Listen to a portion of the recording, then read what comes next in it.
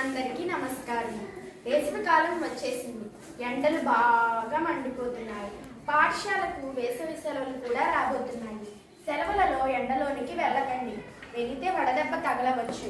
కనుక మనం చేయవలసిన పనులు, చేయకూడని పనులు మన చిన్నారి చెల్లెమ్మల మీకు చేసి చూపిస్తారు. తల తిరుగుట, వాంతులు, ఇతర అనారోగ్య సమస్యలు ఏర్పడితే వడదెబ్బగా గుర్తించి జాగ్రత్తలు తీసుకోవాలి.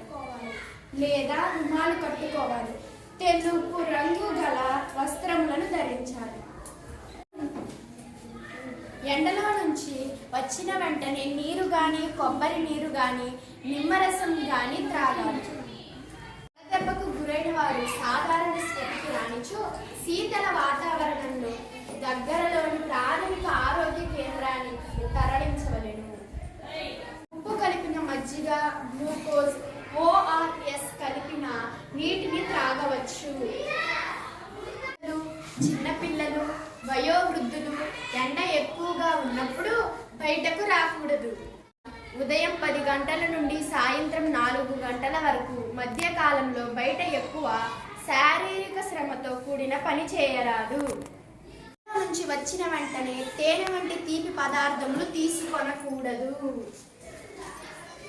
వడగాలికి గురి కాకూడదు. ఎండలో గొడుగు లేకుండా తిరుగురాదు.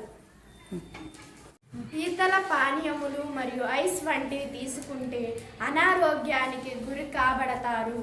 చిన్నపిల్లలు చెప్పినట్టు ఎండాకాలంలో తగినట్టు జాగ్రత్తలు తీసుకుని ఇంట్లో పెద్దవాళ్ళకు కూడా చెప్పండి.